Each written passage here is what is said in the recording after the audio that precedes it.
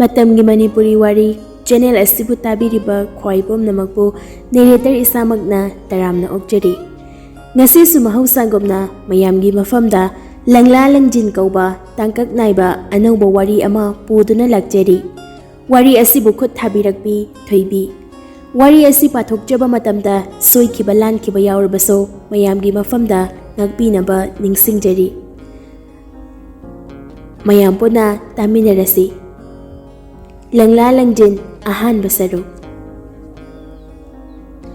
Oy haningde kanagiso yeng haningde kanagombi amata. Pamuna thamjaba nangi nungsiba mitengduna.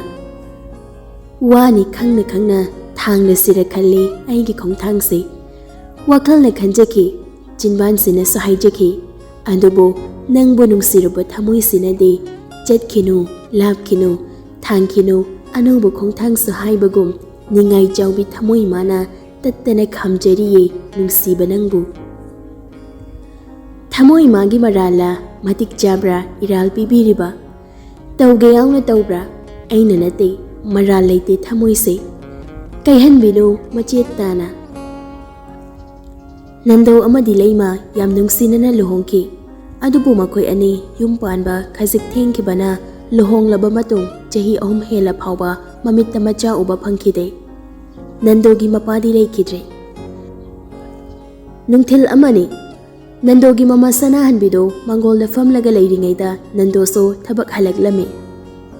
Nandoso mama da hoini maini haidana imungda jangkhige hektaubaga sanahan bina. Ibunga ngai khoi. Nandoso thongjin kansinge tawbado jab lepaga kai haigema. Sanahan bido machada yenglaga nangbo nupi ama thinaba tawsine ibunga. Nando sanahan bigi manakta prep chengsilaklaga yam ingna tapna. Kaino imana hairidubo namong nupi leirisibo kaidobagi atopa nupi thiduino. Oh nangi nupi se kanadaba nupi nine. Luhongba sukuirabasibo haujik phawba angang yaudrise nangbo gyan tawne ibunga. Taningde ma migi machabo kaisu leitana khangano. Matam khara leiraga maraina yaujaragani. Yaudragana orphandagira kaino ma kok hek yokpa yai kaino. Sanahan bi khanglaw lawrai.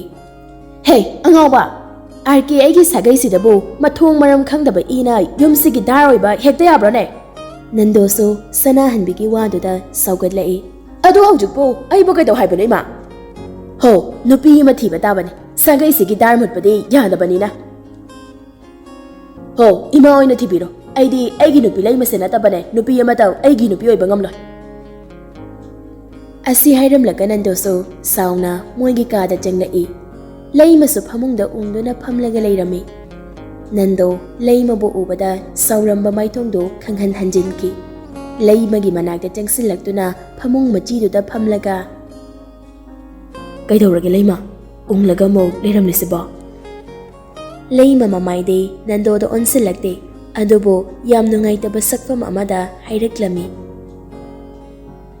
Yambung chaw yumsigi amadi imasigidi yambung chaw khaktane.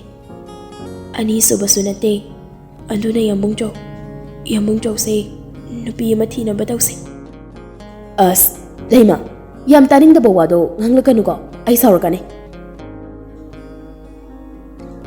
Saumanadi yambung chaw yumsigi dar mutanaba Yamung jawda nupi ama thibiro na haijabane. Nando do khanglaw law khalai. Laima kaino nang haidubo akhoi ani chahi tara nungsinaraga yumpalakiba natro. Laima do khangpre khangi Nando gi pokum supide. Nando so khonu khitang amuk taptharaga makha taraklami. Nangna taba karamta da nungsiba ngamloye laima. Laima handakti mapi ira chena Nando da yenglaga pamzadiye yaningdiye aigi chimbalsena hairabaso aigi thamoisenade yambung chawbo nupi atopa thiyu haigano haiduna tattana hairiye khamla iye yambung chaw. Nando laimagi waduda laimabu khangkon konsinduna mathana thamkre. Aduga laimagi makokta tapna nanthabiduna. Laima nangde aigi thawaini. Yaurasu yaba ꯌꯥꯎꯗ꯭ꯔꯁꯨ ꯌꯥꯕ ꯑꯉꯥꯡꯗꯨꯅ ꯃꯔꯝ ꯑꯣꯏꯔꯒ ꯏꯕꯥꯅꯤꯒꯤ ꯄꯟꯊꯨꯡꯗꯣ ꯃꯄꯨꯡ ꯐꯥꯗꯕ ꯌꯥꯔꯣꯏꯌꯦ ꯂꯩꯃ. ꯑꯩꯁꯨ ꯌꯥꯝꯕꯨꯡꯆꯧꯕꯨ ꯅꯨꯡꯁꯤꯌꯦ. ꯑꯗꯨꯕꯨ ꯌꯥꯝꯕꯨꯡꯆꯧ, ꯏꯃꯥꯁꯤꯅ ꯅꯨꯄꯤ ꯊꯤꯔꯣ ꯍꯥꯏꯗꯨꯅ ꯇꯠꯇꯅ ꯍꯥꯏꯔꯤꯁꯦ ꯑꯩ ꯇꯥꯕ ꯌꯥꯝꯅ ꯋꯥꯏꯌꯦ ꯌꯥꯝꯕꯨꯡꯆꯧ. ꯑꯍꯟ ꯑꯣꯏꯁꯤꯜꯂꯛꯄꯒꯤꯅꯦ ꯄꯪꯉꯥꯡ ꯉꯥꯡꯖꯔꯤꯅꯤꯁꯦ. ꯅꯪ ꯀꯩꯁꯨ ꯈꯜꯂꯨꯅꯨꯀꯣ. ꯑꯩꯈꯣꯏꯅꯤꯗ ꯑꯃꯠꯇ ꯁꯣꯏꯕꯁꯨ ꯅꯠꯇꯕꯁꯤꯕꯣ. ꯅꯣꯡꯃ ꯅꯠꯇ꯭ꯔꯒ ꯅꯣꯡꯃꯗꯤ ꯑꯩꯈꯣꯏ ꯑꯅꯤꯒꯤ ꯏꯆꯥꯅꯦ ꯁꯣꯏꯗꯅ ꯂꯥꯛꯈꯤꯅꯤꯌꯦ. ꯂꯩꯃ, ꯅꯪ ꯋꯥꯈꯜ ꯌꯥꯝ ꯍꯦꯟꯖꯤꯟꯅ ꯈꯟꯖꯤꯟꯒꯅꯨꯀꯣ. ꯂꯩꯃ ꯅꯟꯗꯣꯗ ꯌꯦꯡꯈꯠꯂꯛꯂꯒ ꯌꯥꯝ ꯍꯔꯥꯎꯅ,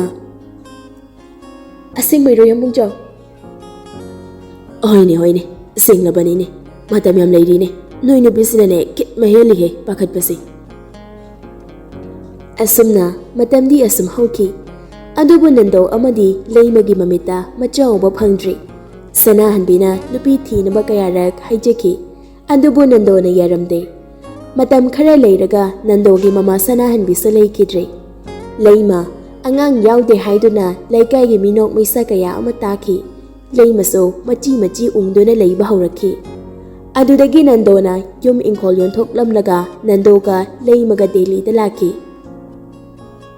ꯗꯦꯜꯂꯤꯗ ꯕꯤꯖꯤꯅꯦꯁ ꯇꯧꯗꯨꯅ ꯃꯇꯩ ꯃꯅꯥꯎ ꯏꯪꯅ ꯆꯤꯛꯅ ꯂꯩꯔꯛꯈꯤ. ꯅꯣꯡꯃ ꯑꯌꯨꯛ ꯑꯃ ꯂꯩꯃꯗꯣ ꯆꯥꯛ ꯊꯣꯡꯂꯤꯉꯩꯗ ꯑꯦꯟꯁꯥꯡ ꯊꯥꯎ ꯉꯧꯕꯒꯤ ꯃꯅꯝꯗꯣ ꯇꯥꯕꯗ ꯑꯣꯅꯤꯡ ꯇꯧꯔꯛꯏ. ꯂꯩꯃꯁꯨ ꯆꯥꯛꯇꯣ ꯄ꯭ꯔꯞ ꯂꯣꯏꯁꯤꯜꯂꯝꯂꯒ ꯀꯥꯗ ꯆꯪꯂꯛꯂꯒ ꯐꯃꯨꯡꯗ ꯀꯥꯈꯠꯂꯒ ꯍꯤꯞꯇꯨꯅ ꯂꯩ. ꯅꯟꯗꯣꯁꯨ ꯕꯥꯊꯔꯨꯝꯗ ꯏꯔꯨꯖꯔꯨꯔꯒ ꯊꯣꯛꯂꯛꯄꯅꯤ. ꯂꯩꯃꯅ ꯐꯃꯨꯡꯗ ꯇꯨꯝꯂꯒ ꯂꯩꯔꯝꯕꯗꯨ ꯎꯕꯗꯨꯗ ꯉꯛꯅ, ꯑꯩꯃ, ꯑꯩ ꯆꯠꯂꯗꯕꯅꯦ. ꯆꯥꯛꯇꯨ ꯈꯔ ꯊꯨꯔꯣ ꯍꯥꯏꯔꯒ ꯑꯃꯨꯛ ꯇꯨꯝꯂꯒ ꯂꯩꯔꯤꯁꯤꯅ ꯀꯩꯗꯧꯔꯕ? ꯂꯩꯃ ꯃꯃꯤꯠꯇꯨꯁꯨ ꯄꯥꯡꯊꯣꯛꯇꯕꯤꯗ, ꯌꯥꯝꯕꯨꯡꯆꯧ, ꯑꯩ ꯀꯣꯛꯁꯦ ꯉꯥꯎꯔꯤ ꯇꯧꯏ. ꯑꯗꯨꯒ ꯑꯣꯁꯨ ꯈꯔ ꯑꯣꯅꯤꯡꯉꯤ. ꯆꯥꯛꯇꯨꯕꯨꯗꯤ ꯂꯣꯏꯔꯕꯅꯦ. ꯑꯗꯨ ꯌꯥꯝꯕꯨꯡꯆꯧꯅ ꯊꯤꯔꯒ ꯑꯗꯨꯝ ꯆꯥꯕꯤꯔꯣ. ꯆꯥꯛꯀ ꯂꯥꯏꯔꯤ. ꯗꯣꯛꯇꯔ ꯆꯠꯅꯕ ꯑꯝꯇ ꯇꯧꯁꯤꯜꯂꯣ. ꯌꯥꯅꯤꯌꯦ ꯌꯥꯝꯕꯨꯡꯆꯧ. ꯑꯩ ꯉꯥꯛ ꯄꯣꯊꯥꯔꯒ ꯐꯕ꯭ꯔꯥ ꯌꯦꯡꯒꯦ. ꯐꯠꯇ꯭ꯔꯒꯅ ꯍꯌꯦꯡ ꯆꯠꯂꯁꯤ. ꯅꯟꯗꯣ ꯂꯩꯃꯒꯤ ꯃꯅꯥꯛꯇ ꯆꯪꯁꯤꯜꯂꯛꯂꯒ ꯐꯃꯨꯡꯗꯨꯗ ꯃꯥꯁꯨ ꯐꯝꯊꯔꯛꯂꯒ ꯂꯩꯃꯒꯤ ꯂꯥꯏꯕꯛꯇꯣ ꯍꯥꯏꯐꯦꯠ ꯄꯥꯏꯔꯒ ꯌꯦꯡꯉꯤ. ꯑꯗꯨꯗꯤ ꯉꯥꯛ ꯄꯣꯊꯥꯔꯣꯀꯣ. ꯑꯩ ꯆꯥꯛ ꯂꯣꯏꯁꯤꯜꯂꯛꯈꯤꯒꯦ. ꯑꯗꯨꯒ ꯆꯥꯛꯁꯤ ꯈꯔ ꯆꯥꯅꯕ ꯇꯧꯁꯤ. ꯂꯩꯃ ꯃꯄꯨꯔꯣꯏꯕꯗ ꯅꯨꯡꯁꯤꯅ ꯌꯦꯡꯂꯒ, ꯑꯁ, ꯑꯩ ꯀꯩꯝ ꯆꯥꯅꯤꯡꯗ꯭ꯔꯤꯌꯦ. ꯌꯥꯝꯕꯨꯡꯆꯧ ꯆꯥꯊꯣꯛꯄꯤꯔꯣ. ꯊꯕꯛ ꯆꯠꯄ ꯊꯦꯡꯈꯤꯅꯤꯌꯦ. ꯅꯪꯕꯨ ꯅꯊꯟꯇ ꯂꯩꯍꯧꯕ ꯅꯨꯡꯉꯥꯏꯒꯗ꯭ꯔꯅꯦ? ꯑꯩꯕꯨ ꯊꯕꯛꯁꯤ ꯆꯠꯇꯕꯅ ꯐꯗꯣꯏꯔꯣ? ꯑꯩ ꯀꯩꯁꯨ ꯇꯧꯔꯣꯏ ꯍꯥꯏꯔꯒ ꯊꯕꯛ ꯆꯠꯄ ꯊꯦꯡꯈ꯭ꯔꯅꯤꯌꯦ ꯌꯥꯝꯕꯨꯡꯆꯧ. ꯂꯣꯏꯁꯤꯟꯕꯤꯔꯨꯔꯣ. ꯅꯪꯅ ꯀꯩꯁꯨ ꯇꯧꯔꯔꯣꯏ ꯍꯥꯏꯔꯕꯅꯤꯅ ꯑꯩ ꯂꯣꯏꯁꯤꯜꯂꯨꯔꯒꯦꯀꯣ. ꯑꯁꯤ ꯍꯥꯏꯔꯝꯂꯒ ꯅꯟꯗꯣꯗꯣ ꯆꯥꯛꯈꯨꯝꯂꯣꯝꯗ ꯆꯪꯈ꯭ꯔꯦ. ꯆꯥꯛꯇꯨ ꯊꯤꯗꯨꯅ ꯆꯥꯔꯕ ꯃꯇꯨꯡ ꯃꯥꯁꯨ ꯀꯥꯗ ꯑꯃꯨꯛ ꯆꯪꯂꯛꯂꯒ ꯐꯤꯔꯣꯜꯗꯣ ꯁꯠ ꯁꯦꯠꯆꯤꯜꯂꯤ. ꯂꯣꯏꯔꯒ ꯂꯩꯃꯒꯤ ꯃꯅꯥꯛꯇ ꯆꯪꯂꯛꯂꯝꯃꯤ. ꯂꯩꯃ, ꯉꯥꯛ ꯄꯣꯊꯥꯔꯒꯅꯦ ꯆꯥꯛ ꯊꯤꯔꯒ ꯊꯝꯂꯝꯕꯅꯦ. ꯆꯥꯛꯇꯨ ꯆꯥꯊꯣꯛꯎꯀꯣ. ꯑꯩ ꯆꯠꯂꯨꯈꯤꯒꯦ. ꯅꯪ ꯅꯁꯥꯗꯣ ꯌꯥꯝ ꯀꯟꯅ ꯅꯨꯡꯉꯥꯏꯔꯛꯇ꯭ꯔꯗꯤ ꯐꯣꯟ ꯇꯧꯔꯛꯎꯀꯣ. ꯂꯩꯃꯁꯨ ꯍꯣꯏ ꯍꯥꯏꯕꯒꯨꯝ ꯃꯉꯛꯇꯨ ꯅꯣꯝꯂꯛꯏ. ꯅꯟꯗꯣꯁꯨ ꯂꯩꯃꯗ ꯍꯥꯏꯐꯦꯠ ꯌꯦꯡꯅꯝꯂꯒ ꯆꯠꯈ꯭ꯔꯦ. ꯑꯁꯨꯝꯅ ꯅꯣꯡ ꯅꯤꯅꯤꯗꯤ ꯂꯩꯃ ꯃꯀꯣꯛ ꯉꯥꯎꯕ ꯐꯔꯝꯗꯦ. ꯇꯁꯦꯡꯅ ꯂꯩꯃꯗꯤ ꯀꯨꯏꯅ ꯑꯉꯥꯡ ꯌꯥꯎꯔꯛꯇꯕꯒꯤ ꯀꯩꯁꯨ ꯌꯥꯝꯅ ꯈꯟꯖꯤꯜꯂꯨꯗꯦ. ꯅꯨꯃꯤꯠ ꯅꯤꯅꯤꯃꯨꯛ ꯐꯠꯇꯕꯗꯨꯗ ꯅꯟꯗꯣꯒ ꯂꯩꯃꯒ ꯗꯣꯛꯇꯔꯗ ꯂꯥꯛꯏ. ꯗꯣꯛꯇꯔꯅ ꯂꯩꯃꯕꯨ ꯇꯦꯁ ꯈꯔ ꯇꯧꯔꯕ ꯃꯇꯨꯡ, ꯀꯟꯒ꯭ꯔꯦꯆꯨꯂꯦꯁꯟ, ꯁꯣꯝ ꯃꯃꯥ ꯑꯣꯏꯒꯗꯧꯔꯦ. ꯗꯣꯛꯇꯔꯒꯤ ꯋꯥꯗꯨ ꯇꯥꯕꯗ ꯂꯩꯃꯒ ꯅꯟꯗꯣꯒꯗꯣ ꯍꯔꯥꯎꯃꯟꯗꯅ ꯀꯣꯟꯁꯤꯟꯅꯩ. ꯗꯣꯛꯇꯔꯗꯣ ꯑꯅꯤꯗꯨꯒꯤ ꯃꯇꯧꯗꯨꯗ ꯉꯛꯅ, ꯅꯟꯗꯣꯒ ꯂꯩꯃꯒꯁꯨ ꯒ꯭ꯌꯥꯟ ꯇꯥꯔꯛꯄ ꯃꯥꯜꯂꯤ. ꯈꯪꯊꯥ ꯊꯥꯗꯣꯛꯅꯩ. ꯗꯣꯛꯇꯔꯗꯨꯁꯨ ꯑꯃꯨꯛ ꯃꯈꯥ ꯇꯥꯔꯛꯏ. ꯁꯣꯝꯒꯤ ꯋꯥꯏꯐꯁꯦ ꯆꯍꯤ ꯂꯤꯔꯕ ꯃꯇꯝꯗ ꯑꯉꯥꯡ ꯑꯣꯏꯕꯅꯤꯅ ꯌꯥꯝ ꯆꯦꯛꯁꯤꯟꯕꯤꯌꯨꯀꯣ. ꯍꯣꯏ, ꯆꯦꯛꯁꯤꯟꯖꯒꯦ ꯗꯣꯛꯇꯔ. ꯑꯗꯨꯗꯤ ꯑꯩꯅ ꯏꯖꯔꯤꯕ ꯍꯤꯗꯥꯛꯁꯤꯡꯁꯦ ꯆꯥꯡ ꯅꯥꯏꯅ ꯆꯥꯕꯤꯔꯣ.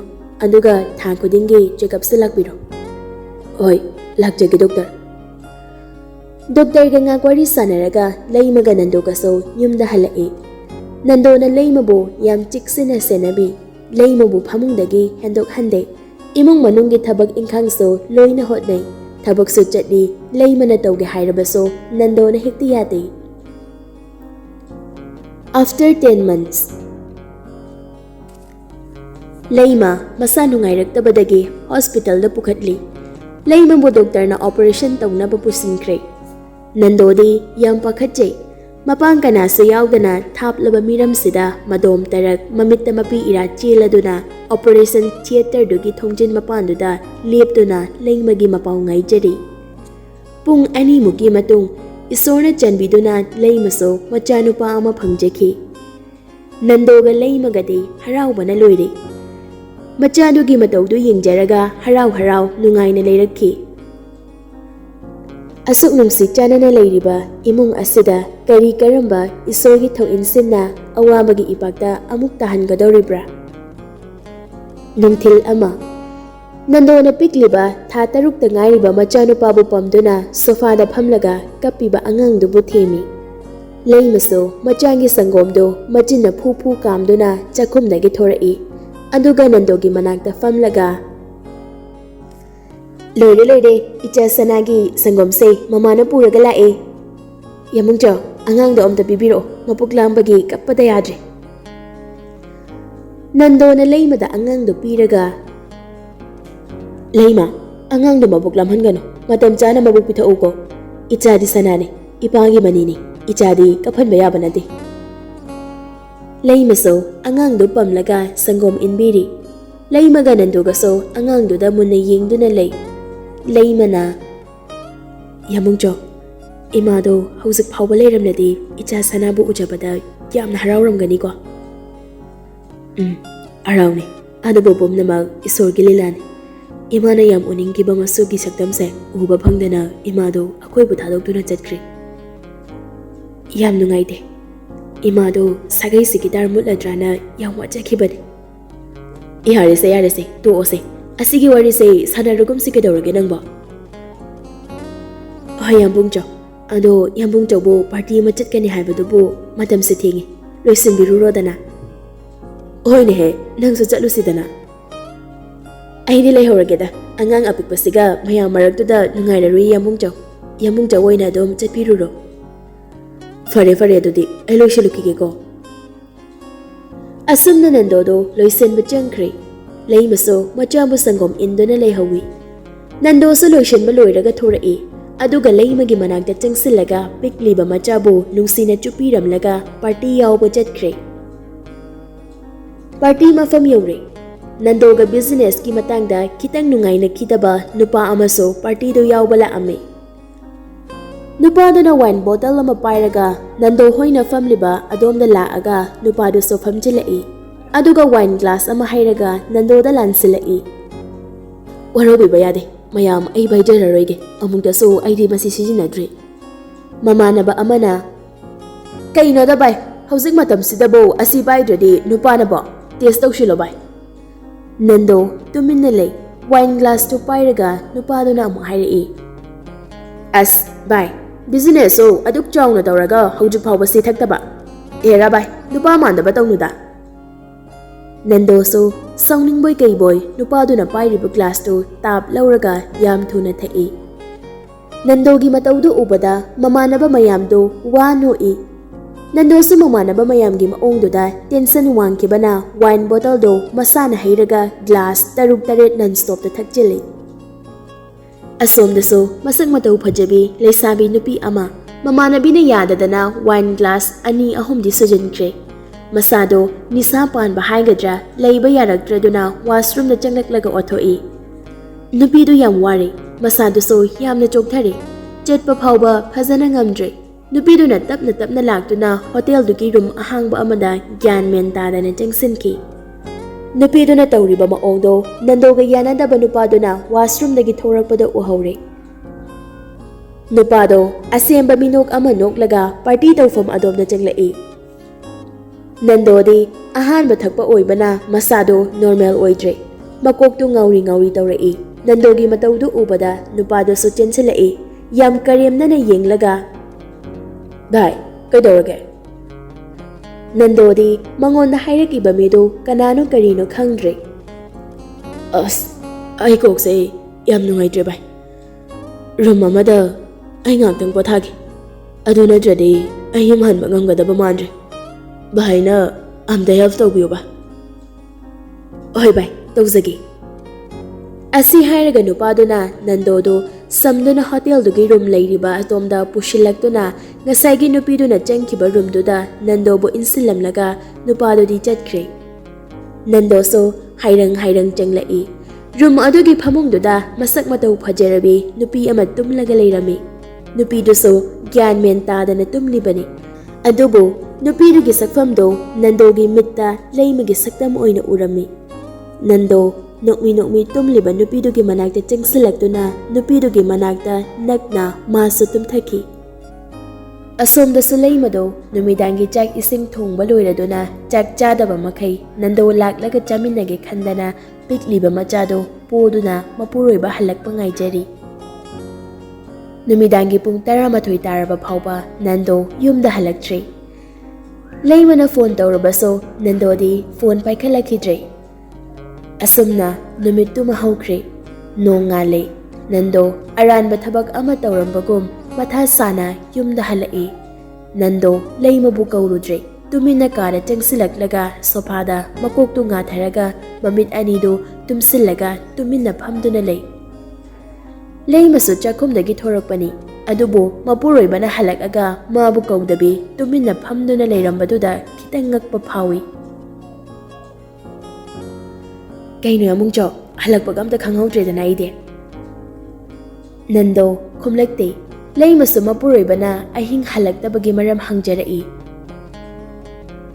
Yamungcho karigino ahing yumda halakdrede.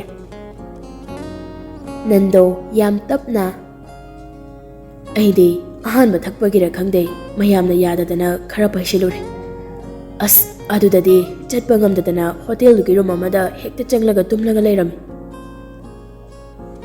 Yamungcho matungdadi adumaina tawbinuko. Icha sanaga ngarang yamungcho bu halakpa ngaibada kayam wai khangbra.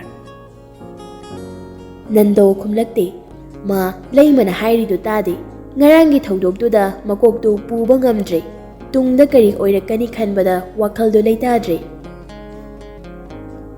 Leimaso mapuroibana khumlaktabaduda Nandogi masado nomduna Yamungcho kaidorage hakjang ambidrabo. Nando khumningdana as leima ai kokse yam nungaidre nangangta tumina layuba. Leimaso ngakpa phawrami mapuroibagi ngasigi matawsi amukta ukidri. Leimaso makha tasilodre. Asumna matam khara haukre hotelda Nandoga leiminakiba nupido manamanil nairakidre. Nandoso numitugi thokdokdo ningsingludre kauthokre. Nongma numidang wairam ama Nandogi fondo call la ami. Nando fondo paikhatlaga. Hello, kana? Ningthouja na. Tamo, ay Ningthouja ni. Ay tamoga wari amta sananingi. Nando mingdu tabada ngaihak ungdo na lay. Nupido so unagadaba mafamdo hairamlaga fondo thamkre. Adubo Nando di angaw bagom chap yung nalipto na mangdo na laikre. Ningsing lai numitugi thogdokdo. Nongan pung torokpa matamni Nando mamitu tapna pangthorakpani. Adubo magi nakanda nupi ama mangonda mamaydo onsilaklaga tumdo na layrambado ubada Nando di sway laukre. Nando puk hawgatli adubo masada pirol amata thunglamdre. Nando pirol do yam thuna setili. Nando na hawgatpagi sahumduda tumliba nupido so mit khangching singlei. Nupido Nando ubada puk hawgatli. Supluba blanketuna masado kupsin na bahot nanjay. Aduga nupido ngakna Nando da yinglaga. Kaino ramliba pibam siba. Ay gyan taba ngamdre. Nando phamong manakta thariba sofa do da phamthei. Aduga thokriba thodoksinto nupido da lirami. Wari do liraba matung Nando so nupido da onsin do na hanglai. Ngarangi thodokse ay su gyan takidre. Adu ijan nangdi mafamsida mataw karamna layramnino. Nupido so thokriba thodoksinto Nando da lirami. Aduga mamaydo khumjinjaduna hik kablai. Nando so nupido gi wari do taraga yamna nungai jaramde. Ado ichangi mingde kari kaubano. Nupido kapna khumlai. Ningthouja kawe tamo. Nangbo mauro ꯂꯩꯁꯥꯕꯤꯔꯣ ꯑꯉꯥꯡꯁꯨ ꯃꯥꯜꯂꯤ ꯇꯥꯃꯣ ꯑꯩ ꯂꯩꯁꯥꯕꯤꯅꯦ ꯑꯩ ꯀꯩꯗꯧꯒꯗꯕꯅꯣ ꯑꯩ ꯈꯪꯗ꯭ꯔꯦ ꯇꯥꯃꯣꯁꯨ ꯂꯥꯟꯗꯦ ꯍꯥꯏꯕ ꯑꯩ ꯈꯪꯖꯩꯌꯦ ꯑꯗꯨꯕꯨ ꯇꯥꯃꯣ ꯍꯥꯏꯌꯨ ꯏꯆꯜꯒꯤ ꯃꯇꯦꯡ ꯁꯣꯏꯗꯅ ꯄꯥꯡꯒꯅꯤ ꯃꯦꯝꯊꯣꯏ ꯉꯥꯛꯇꯪꯗꯣ ꯇꯨꯃꯤꯟꯅ ꯂꯩ ꯅꯟꯗꯣꯗ ꯄꯥꯛ ꯍꯥꯏꯕ ꯉꯝꯖꯗꯦ ꯃꯦꯝꯊꯣꯏꯒꯤ ꯃꯇꯧꯗꯨ ꯎꯕꯗ ꯅꯟꯗꯣꯅ ꯑꯃꯨꯛꯀꯁꯨ ꯍꯥꯏꯌꯨꯅꯦ ꯅꯪꯁꯨ ꯂꯥꯟꯗꯦ ꯍꯥꯏꯕ ꯑꯩ ꯈꯪꯉꯤꯅꯦ ꯅꯪꯅ ꯍꯥꯏꯅꯤꯡꯕ ꯋꯥꯗꯣ ꯍꯦꯛꯇ ꯍꯥꯏꯌꯨ ꯃꯦꯝꯊꯣꯏ ꯌꯥꯝ ꯀꯤꯅ ꯅꯟꯗꯣꯗ ꯇꯤꯡꯉꯛ ꯌꯦꯡꯗꯨꯅ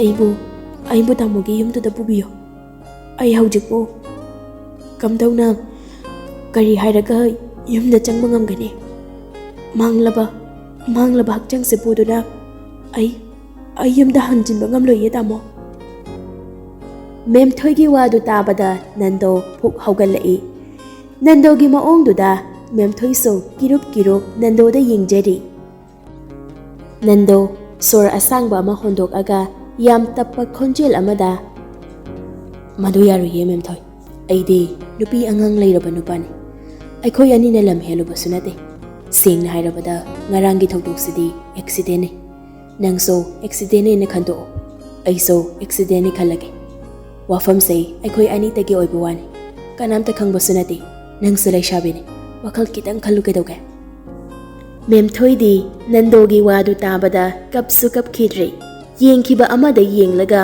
ꯎꯆꯨꯛ ꯌꯨꯡꯕꯒꯨꯝ ꯆꯞ ꯌꯨꯡꯅ ꯐꯝꯗꯨꯅ ꯂꯩꯈ꯭ꯔꯦ ꯅꯟꯗꯣꯁꯨ ꯃꯦꯝꯊꯣꯏꯒꯤ ꯈꯟꯗꯕ ꯅꯠꯇꯦ ꯑꯗꯨꯕꯨ ꯅꯨꯄꯤ ꯑꯉꯥꯡ ꯂꯩꯔꯕ ꯃꯥꯅ ꯀꯔꯝꯅ ꯃꯦꯝꯊꯣꯏꯕꯨ ꯌꯨꯝꯗ ꯄꯨꯗꯨꯅ ꯆꯠꯀꯅꯤ ꯅꯟꯗꯣ ꯋꯥꯂꯦꯠꯇꯒꯤ ꯃꯥꯒꯤ ꯀꯥꯔꯗ ꯑꯃ ꯂꯧꯊꯣꯛꯏ ꯑꯗꯨꯒ ꯃꯦꯝꯊꯣꯏꯒꯤ ꯅꯥꯀꯟꯗ ꯊꯝꯂꯒ ꯃꯦꯝꯊꯣꯏ ꯅꯪ ꯂꯥꯟꯅꯗꯤ ꯈꯟꯒꯅꯨꯀꯣ ꯏꯆꯜꯒꯨꯝꯕꯤ ꯅꯪꯒꯤ ꯄꯨꯟꯁꯤꯕꯨ ꯂꯦꯝꯅ ꯈꯪꯗ ꯃꯥꯡꯍꯟꯅꯤꯡꯗꯤꯌꯦ ꯑꯗꯨꯅ ꯅꯪꯅ ꯀꯔꯤꯒꯨꯝꯕ ꯑꯦꯛꯁꯤꯗꯦꯟꯁꯤꯅ ꯃꯔꯝ ꯑꯣꯏꯔꯒ ꯅꯪꯒꯤ ꯄꯨꯟꯁꯤꯅ ꯑꯋꯥꯕ ꯇꯥꯔꯕꯗꯤꯅꯦ ꯑꯩꯒꯤ ꯀꯥꯔꯗꯇꯨꯗ ꯐꯣꯟ ꯅꯝꯕꯔ ꯌꯥꯎꯕꯅꯤ ꯑꯩꯉꯣꯟꯗ ꯄꯥꯎ ꯄꯤꯔꯛꯎꯀꯣ ꯑꯩ ꯃꯥꯏ ꯂꯩꯗꯨꯅ ꯆꯦꯜꯂꯣꯏ ꯅꯪꯒꯤ ꯃꯇꯦꯡ ꯁꯣꯏꯗꯅ ꯄꯥꯡꯒꯅꯤꯌꯦ ꯉꯁꯤꯒꯤꯗꯤ ꯅꯪꯁꯨ ꯌꯨꯝꯗ ꯍꯜꯂꯣ ꯑꯩꯁꯨ ꯌꯨꯝꯗ ꯍꯜꯂꯒꯦ ꯃꯦꯝꯊꯣꯏ ꯀꯩꯁꯨ ꯈꯨꯝꯂꯛꯇꯦ ꯌꯥꯃꯨꯡꯖꯥꯎ ꯂꯩꯃꯅ ꯀꯧꯔꯛꯄꯅꯤ ꯂꯩꯃꯁꯨ ꯃꯆꯥꯕꯨ ꯂꯛꯅꯔꯒ ꯀꯥꯗꯒꯤ ꯊꯣꯔꯛꯄꯅꯤ ꯑꯗꯨꯕꯨ ꯅꯟꯗꯣꯅ ꯆꯞ ꯂꯦꯞꯂꯒ ꯂꯩꯔꯝꯕꯗꯨꯗ ꯅꯟꯗꯣꯕꯨ ꯀꯧꯖꯕꯅꯤ ꯑꯗꯨꯕꯨ ꯅꯟꯗꯣꯅ ꯈꯨꯝꯂꯛꯇꯕꯗꯨꯗ ꯂꯩꯃ ꯄ꯭ꯔꯞ ꯆꯪꯁꯤꯜꯂꯛꯂꯒ ꯅꯟꯗꯣꯒꯤ ꯃꯁꯥꯗꯨ ꯍꯥꯏꯐꯦꯠ ꯅꯣꯝꯂꯒ ꯍꯥꯏꯔꯛꯏ ꯌꯥꯃꯨꯡꯖꯥꯎ ꯀꯩꯗꯧꯔꯒꯦ ꯃꯤ ꯆꯞ ꯂꯦꯞꯄꯒ ꯑꯃꯨꯛ ꯂꯩꯔꯤꯁꯤꯕꯣ ꯅꯟꯗꯣ ꯈꯪꯄ꯭ꯔꯦꯛ ꯈꯪꯉꯤ ꯅꯤꯡꯁꯤꯡꯂꯝꯕ ꯊꯧꯗꯣꯛꯇꯨꯁꯨ ꯃꯤꯀꯨꯞꯇꯨꯗ ꯃꯥꯡꯈꯤꯗꯨꯅ ꯒ꯭ꯌꯥꯟ ꯈꯪꯇꯥ ꯇꯥꯏ ꯋꯥꯐꯝꯁꯤ ꯂꯩꯃꯕꯨꯁꯨ ꯈꯪꯍꯟꯅꯤꯡꯗꯕꯒꯤ ꯅꯟꯗꯣ ꯑꯁꯦꯡꯕ ꯃꯤꯅꯣꯛ ꯑꯃꯒ ꯂꯣꯏꯅꯅ ꯂꯩꯃꯗ ꯂꯩꯊꯣꯔꯛꯏ ꯀꯩꯁꯨ ꯇꯧꯗꯦꯗ ꯂꯩꯃ ꯑꯩ ꯑꯁ꯭ꯋꯥꯏꯐꯥꯎꯗ ꯊꯣꯛꯂꯨꯈꯤꯒꯦꯀꯣ ꯂꯩꯃ ꯉꯛꯅ ꯀꯗꯥꯏꯗꯅꯣ ꯌꯥꯝꯕꯣ ꯅꯨꯃꯤꯠ ꯇꯥꯔꯝꯗꯥꯏꯁꯤꯗ ꯏꯃꯥꯟꯅꯕ ꯑꯃꯇ ꯎꯅꯔꯨꯒꯦ ꯑꯁ꯭ꯋꯥꯏꯐꯥꯎꯗꯅꯦ ꯀꯨꯏꯔꯣꯏꯗ ꯑꯁꯤ ꯍꯥꯏꯔꯝꯂꯒ ꯅꯟꯗꯣ ꯄꯤꯛꯂꯤꯕ ꯃꯆꯥꯕꯨ ꯅꯨꯡꯁꯤꯅ ꯌꯦꯡꯗꯨꯅ ꯃꯆꯥꯁꯅꯥ ꯄꯥꯕꯨꯡꯒꯤ ꯁꯅꯥ ꯄꯀꯥꯁꯅꯥ ꯃꯃꯥꯒ ꯂꯩꯔꯝꯃꯨꯀꯣ ꯄꯥꯕꯨꯡ ꯊꯨꯅ ꯍꯜꯂꯛꯀꯅꯤ ꯃꯃꯥꯗ ꯅꯤꯡꯉꯥꯏ ꯇꯧꯔꯝꯒꯅꯨꯀꯣ ꯏꯆꯥꯗꯤ ꯃꯔꯝ ꯃꯣꯛꯄꯅꯤ ꯑꯉꯥꯡꯗꯨꯁꯨ ꯅꯣꯛꯃꯤ ꯇꯧꯔꯛꯏ ꯑꯁꯤ ꯍꯥꯏꯔꯝꯂꯒ ꯅꯟꯗꯣꯁꯨ ꯆꯠꯄ ꯍꯧꯏ ꯊꯣꯡꯖꯤꯟ ꯃꯄꯥ ꯌꯧꯔꯛꯄꯗ ꯄꯤꯛꯂꯤꯕ ꯑꯉꯥꯡꯗꯣ ꯃꯄꯥꯕꯨ ꯆꯠꯈꯤꯅꯨ ꯍꯥꯏꯕꯒꯤ ꯃꯇꯥꯒꯨꯝ ꯈꯪꯀꯞ ꯀꯞꯂꯛꯏ ꯅꯟꯗꯣꯁꯨ ꯆꯞ ꯂꯦꯞꯄꯤ ꯈꯣꯡ ꯊꯥꯡꯗꯨꯅ ꯆꯠꯄ ꯍꯦꯛ ꯉꯝꯂꯝꯗꯦ ꯃꯃꯥꯏꯗꯣ ꯐꯠ ꯂꯩꯊꯣꯔꯛꯂꯒ ꯂꯩꯃ ꯑꯉꯥꯡꯗꯣ ꯊꯦꯝꯃꯨꯅꯦ ꯅꯪꯕꯣ ꯀꯐꯟꯒꯅꯣ ꯍꯥꯏꯔꯒ ꯑꯩ ꯆꯠꯂꯨꯈꯤꯒꯦꯀꯣ ꯑꯁꯤ ꯍꯥꯏꯔꯝꯂꯒ ꯅꯟꯗꯣꯁꯨ ꯆꯠꯈ꯭ꯔꯦ ꯂꯩꯃꯁꯨ ꯃꯆꯥꯕꯨ ꯊꯦꯝꯗꯨꯅ ꯂꯩꯍꯧꯏ ꯅꯟꯗꯣ ꯃꯦꯝꯊꯣꯏꯅ ꯍꯥꯏꯔꯛꯄ ꯍꯣꯇꯦꯜꯗꯨ ꯌꯧꯔꯗꯨꯅ ꯍꯣꯇꯦꯜꯗꯨꯗ ꯆꯪꯂꯛꯏ ꯃꯦꯝꯊꯣꯏꯁꯨ ꯐꯝꯂꯒ ꯂꯩꯔꯝꯃꯤ ꯅꯟꯗꯣꯁꯨ ꯆꯪꯁꯤꯜꯂꯛꯇꯨꯅ ꯃꯦꯝꯊꯣꯏꯒꯤ ꯑꯣꯄꯣꯖꯤꯠꯇ ꯊꯥꯔꯤꯕ ꯆꯤꯌꯔꯗꯨꯗ ꯐꯝꯃꯤ ꯀꯌꯥꯝ ꯀꯨꯏꯔꯒꯦ ꯂꯥꯛꯄ ꯀꯨꯏꯗ꯭ꯔꯤ ꯀꯔꯤ ꯇꯥꯟꯅꯁꯦ ꯍꯥꯏꯕꯅꯣ ꯅꯪꯅ ꯍꯦꯛ ꯀꯧꯕꯕꯣ ꯃꯦꯝꯊꯣꯏꯁꯨ ꯅꯟꯗꯣꯗꯗꯤ ꯌꯦꯡꯕ ꯉꯝꯖꯗꯦ ꯂꯨꯛꯊꯔꯒ ꯌꯥꯝ ꯀꯤꯅ ꯇꯥꯃꯣ ꯅꯨꯃꯤꯠꯇꯨꯒꯤ ꯊꯣꯛꯈꯤꯕ ꯊꯧꯗꯣꯛꯇꯨꯅ ꯃꯔꯝ ꯑꯣꯏꯔꯒ ꯑꯩ ꯄ꯭ꯔꯦꯒꯅꯦꯟ ꯑꯣꯏꯔꯤ ꯃꯦꯝꯊꯣꯏꯒꯤ ꯋꯥꯗꯨ ꯇꯥꯕꯗ ꯅꯟꯗꯣꯗꯤ ꯃꯀꯣꯛꯇꯨ ꯋꯪ ꯂꯥꯎꯈ꯭ꯔꯦ ꯅꯟꯗꯣ ꯄꯥꯎꯈꯨꯝ ꯑꯃꯠꯇ ꯄꯤꯔꯛꯇꯦ ꯃꯦꯝꯊꯣꯏꯁꯨ ꯀꯞꯅ ꯀꯞꯅ ꯃꯈꯥ ꯇꯥꯔꯛꯏ꯫ ꯇꯥꯃꯣ, ꯑꯩꯗꯤ ꯂꯩꯁꯥꯕꯤꯅꯤ꯫ ꯋꯥꯐꯝꯁꯦ ꯂꯣꯠꯁꯤꯟꯗꯨꯅ ꯀꯌꯥꯝ ꯀꯨꯏꯅ ꯊꯝꯕ ꯉꯝꯒꯅꯤ? ꯑꯩꯈꯣꯏꯒꯤ ꯐꯦꯃꯤꯂꯤꯅ ꯈꯪꯂꯛꯂꯗꯤ ꯑꯩ ꯀꯔꯤ ꯑꯣꯏꯒꯅꯤ? ꯑꯩ ꯈꯟꯕ ꯌꯥꯕ ꯈꯜꯂꯕ ꯇꯨꯡꯗ ꯇꯥꯃꯣꯕꯨ ꯀꯧꯖꯕꯅꯤ꯫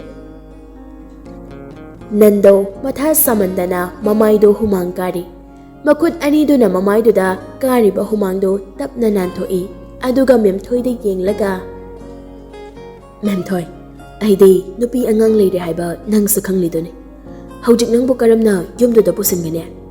ꯑꯩꯈꯣꯏ ꯑꯅꯤꯅ ꯂꯝ ꯍꯦꯟꯗꯨꯅ ꯑꯣꯏꯈꯤꯕꯁꯨ ꯅꯠꯇꯦ꯫ ꯑꯩꯈꯣꯏꯅꯒꯤ ꯊꯧꯗꯣꯛꯇꯣ ꯑꯦꯛꯁꯤꯗꯦꯟꯅꯤ꯫ ꯑꯗꯨꯅ ꯏꯃꯨꯡ ꯃꯅꯨꯡ ꯈꯪꯅꯔꯛꯇ꯭ꯔꯤꯉꯩꯗ ꯑꯉꯥꯡꯗꯣ ꯃꯥꯡꯍꯟꯈ꯭ꯔꯁꯤ꯫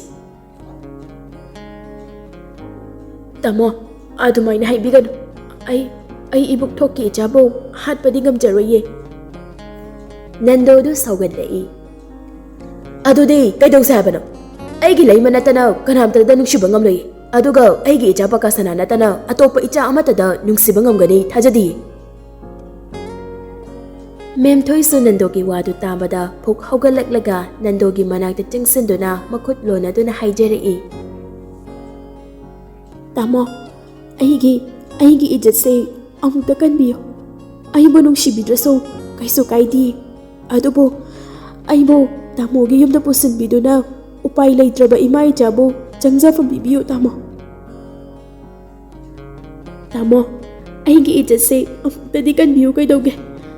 ꯑꯩꯕꯨ ꯅꯨꯡꯁꯤꯕꯤꯗ꯭ꯔꯕꯁꯨ ꯀꯩꯁꯨ ꯀꯥꯏꯗꯦ꯫ ꯑꯗꯨꯕꯨ ꯑꯩꯕꯨ ꯇꯥꯃꯣꯒꯤ ꯌꯨꯝꯗꯨꯗ ꯄꯨꯁꯤꯟꯕꯤꯗꯨꯅ ꯎꯄꯥꯏ ꯂꯩꯇ꯭ꯔꯕ ꯏꯃꯥ ꯏꯆꯥꯕꯨ ꯆꯪꯖꯐꯝ ꯑꯃꯨꯛꯇꯗꯤ ꯄꯤꯕꯤꯌꯨ ꯇꯥꯃꯣ꯫ ꯅꯟꯗꯣ ꯋꯥ ꯑꯃꯠꯇ ꯈꯨꯝꯂꯛꯇꯦ꯫ ꯇꯨꯃꯤꯟꯅ ꯐꯝꯗꯨꯅ ꯑꯗꯨꯃꯛ ꯂꯩ꯫ ꯃꯦꯝꯊꯣꯏꯁꯨ ꯅꯟꯗꯣꯅ ꯋꯥ ꯑꯃꯠꯇ ꯈꯨꯝꯂꯛꯇꯕꯗꯨꯗ ꯎꯄꯥꯏ ꯂꯩꯇ꯭ꯔꯗꯨꯅ ꯅꯟꯗꯣꯗ ꯋꯥꯔꯧꯅ ꯌꯦꯡꯖꯩ꯫ ꯃꯤꯠꯂꯨ ꯑꯅꯤꯗꯨꯁꯨ ꯄꯤꯔꯥꯡꯇꯅ ꯊꯨꯝꯍꯠꯂꯛꯂꯤ꯫ ꯃꯦꯝꯊꯣꯏ ꯊꯃꯣꯏ ꯁꯣꯛꯅ ꯀꯞꯆꯗꯨꯅ ꯅꯟꯗꯣꯗ ꯍꯥꯏꯖꯔꯛꯏ꯫ ꯐꯔꯦ, ꯇꯥꯃꯣꯅꯁꯨ ꯑꯩꯕꯨ ꯆꯪꯖꯐꯝ ꯄꯤꯕꯤꯗ꯭ꯔꯕꯅꯤꯅ ꯑꯩꯅ ꯃꯔꯝ ꯑꯣꯏꯔꯒ ꯏꯃꯥ ꯏꯄꯥ ꯏꯆꯤꯜ ꯏꯅꯥꯎ ꯃꯌꯥꯝꯕꯨ ꯏꯖꯠ ꯂꯩꯈꯥ ꯇꯥꯍꯟꯕꯗꯨꯗꯤ ꯑꯩꯁꯨ ꯄꯥꯝꯗꯦ꯫ ꯑꯗꯨꯕꯨ ꯇꯥꯃꯣ, ꯑꯩꯒꯤ ꯐꯤꯕꯝꯁꯦ ꯑꯩꯅ ꯑꯣꯏꯍꯟꯈꯤꯕꯗꯤ ꯅꯠꯇꯦꯀꯣ꯫ ꯊꯣꯛꯈ꯭ꯔꯤꯕ ꯑꯦꯛꯁꯤꯗꯦꯟꯇꯨꯁꯨ ꯑꯩ ꯈꯛꯇꯅ ꯊꯣꯛꯍꯟꯈꯤꯕ ꯅꯠꯇꯦ꯫ ꯑꯗꯨꯕꯨ ꯇꯥꯃꯣ, ꯑꯩꯒꯤ ꯄꯤꯕꯨꯛꯅꯨꯡꯗ ꯌꯥꯎꯔꯤꯕ ꯅꯧꯄꯨꯔꯕ ꯑꯉꯥꯡꯁꯦ ꯇꯥꯃꯣꯒꯤ ꯑꯁꯦꯡꯕ ꯏꯅꯦ ꯍꯥꯏꯕꯁꯤꯃꯇꯪꯗꯤ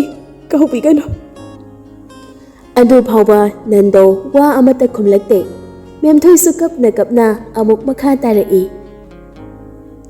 ꯇꯥꯃꯣꯅ ꯑꯉꯥꯡꯁꯤꯕꯨ ꯑꯃꯗꯤ ꯑꯩꯕꯨꯁꯨ ꯏꯟꯊꯣꯛꯄꯤꯔꯕꯅꯤꯅ ꯉꯁꯤꯒꯤ ꯃꯤꯅꯣꯛ ꯆꯥꯎꯕ ꯁꯃꯥꯖꯁꯤꯗ ꯂꯩꯁꯥꯕꯤ ꯑꯩꯅ ꯏꯆꯥꯕꯨ ꯊꯧꯅꯥ ꯂꯩꯅ ꯃꯤꯌꯥꯝ ꯃꯃꯥꯡꯗ ꯄꯨꯊꯣꯛꯄ ꯉꯝꯂꯣꯏꯗꯣꯔꯦ꯫ ꯑꯗꯨꯅ ꯇꯥꯃꯣꯒꯤꯁꯨ ꯐꯅꯕ, ꯑꯩꯒꯤ ꯐꯦꯃꯤꯂꯤꯒꯤ ꯏꯖꯠꯁꯨ ꯀꯟꯅꯅꯕ ꯏꯃꯥ ꯏꯆꯥ ꯁꯤꯈꯤꯕꯅ ꯐꯔꯦ꯫ ꯑꯩ ꯁꯤꯈ꯭ꯔꯒꯦ ꯇꯥꯃꯣ, ꯑꯩ ꯁꯤꯈ꯭ꯔꯒꯦ꯫ ꯑꯁꯤ ꯍꯥꯏꯔꯒ ꯃꯦꯝꯊꯣꯏꯗꯣ ꯃꯃꯥꯏꯗꯣ ꯐꯠ ꯂꯩꯊꯣꯛꯂꯒ ꯆꯠꯀꯦ ꯇꯧꯕꯅꯤ꯫ ꯑꯗꯨꯕꯨ ꯅꯟꯗꯣꯅ ꯃꯦꯝꯊꯣꯏꯒꯤ ꯈꯨꯗꯥꯡꯗꯣ ꯇꯥꯞ ꯐꯥꯔꯛꯏ꯫ ꯑꯁꯣꯝꯗꯅ ꯂꯩꯃ ꯅꯟꯗꯣꯕꯨ ꯉꯥꯏꯅ ꯉꯥꯏꯅ ꯃꯆꯥ ꯄꯀꯥꯁꯅꯥꯕꯨ ꯄꯣꯗꯨꯅ ꯅꯣꯡꯗꯣꯜ ꯊꯛꯇ ꯊꯣꯛꯂꯤꯕ ꯊꯥꯖꯃꯥꯕꯨ ꯌꯦꯡꯖꯔꯒ ꯅꯥꯎꯁꯨꯝ ꯏꯁꯩ ꯁꯛꯇꯨꯅ ꯃꯆꯥꯕꯨ ꯇꯨꯝꯕ ꯁꯨꯝꯕꯤꯔꯤ꯫ ꯅꯣꯡꯗꯣꯜ ꯊꯛꯀꯤ ꯊꯥꯖ ꯊꯋꯥꯜꯂꯨ ꯅꯣꯏꯒꯤ ꯃꯔꯛꯇ ꯏꯆꯥ ꯁꯅꯥꯁꯨ ꯌꯥꯎꯍꯟꯒꯦ꯫ ꯊꯥꯕꯣꯡꯇꯣꯟ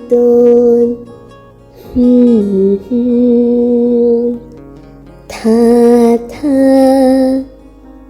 ꯅꯪꯕꯨ ꯇꯥꯕꯔꯣ ꯏꯆꯥ ꯁꯅꯥꯒꯤ ꯍꯩꯕꯣꯡ ꯆꯔꯣꯡ ꯑꯃꯠꯇ ꯊꯥꯗꯕꯤꯔꯛꯎ ꯊꯥꯖ ꯅꯪꯅ꯫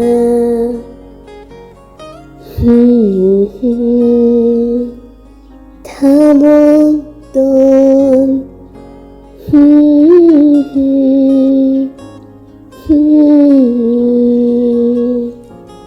ꯃꯃꯥꯒꯤ ꯃꯆꯥ ꯁꯅꯥꯗꯤ ꯅꯤꯡꯊꯧꯂꯛꯇꯒꯤ ꯑꯊꯣꯏꯕꯅꯤ꯫ Icha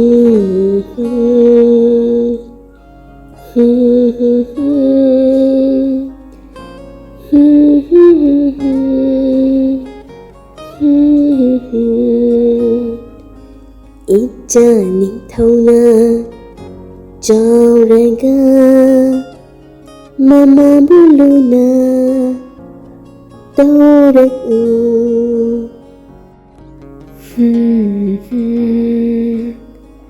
Thabong Ton